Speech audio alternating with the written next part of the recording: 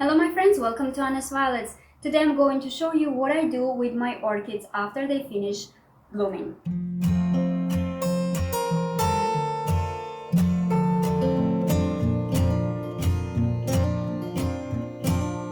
So here I have this wonderful Phalaenopsis. As you can see, it had 3 flower spikes, and actually these are not flower spikes, but these are actual stems that carry the flowers, but we also call them flower spikes just to distinguish between the main stem, which is just here in the center of the plant.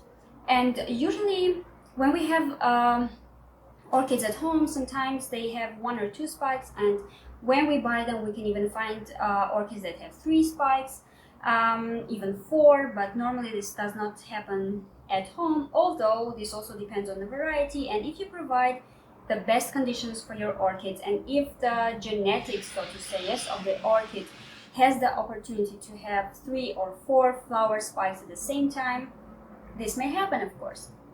Alright, so what I want to mention here is that this orchid has been flowering for about 3, even 4 months, and now you can see that there are no flowers anymore, and this is the question here, what to do after blooming. So obviously you can see that here these 2 flower spikes are still growing. I can see growth here, and this one is dying. Actually, this is already yellow, brown, and this is dry. So I will cut this. I just want to mention one thing before cutting this flower spike. So on the flower spikes we have so to say dormant eyes, and these dormant eyes are able to produce a secondary flower spike and your orchid will continue to bloom. Or this dormant eye can even produce a baby. They are called keikis, which is actually very rare, and or nothing will happen. So after cutting, why we do this? Cutting will actually stimulate these dormant eyes to grow. We never know what will grow from here. Will it be another secondary flower spike, or will there be a baby? As I've mentioned, this is in rare cases, but still possible. And we will see. Most probably, this flower spike will produce another flower spike, a secondary one, or nothing will happen. I don't think that this will give a baby because this is really, really a rare case. So, where to cut it? This is the question. And here I would like to mention that, yeah, I maybe will keep it here so that you can see maybe better. Some growers of orchids advise cutting it from the 3rd dormant eyes, just count it from the very stem. Some advise finding a place, so to say, a dry wound from the previous flower spike. But what I'm going to do, I will just find the dormant eye, which is here, and I will just cut it here. This is actually 1, 2, and 3. The 3rd dormant eye, and I hope that this will produce another secondary flower spike. So what may actually happen after cutting? After cutting, it's also possible that this whole flower spike will still continue to dry. This is also possible, and this is a very normal process. This may happen. Some orchid growers, what they do after cutting, they light a candle and then they use the melted candle for covering, for actually closing the wound. I myself, I never do it, although this can also be a possibility and these growers are actually very successful, but I myself, I never do it because I do not like any stains or spots of a candle on my flowers. I try to keep them as clean as possible, as natural as possible.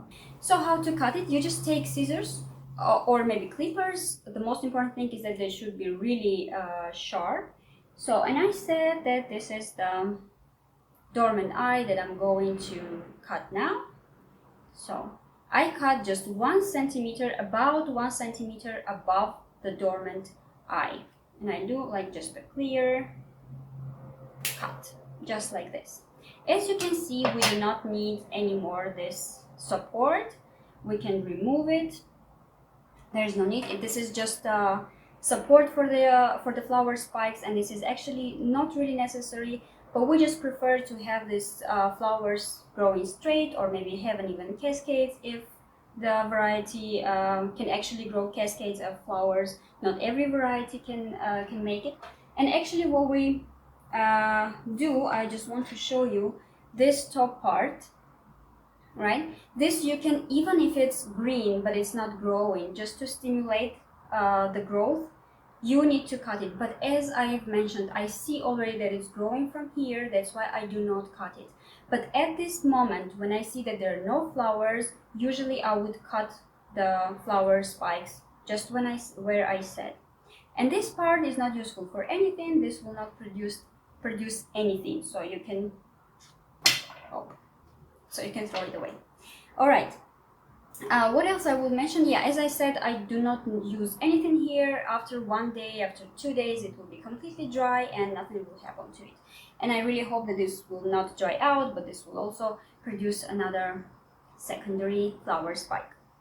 So I guess this much about cutting the flower spikes after the blooming, and I will show you how my orchid will do in the next couple of months, and what I actually think. I may even repot it, and I will make another video for repotting. So this much. Thank you for watching. I hope this was useful for you. Share your experience with us and stay passionate about plants. See you next time.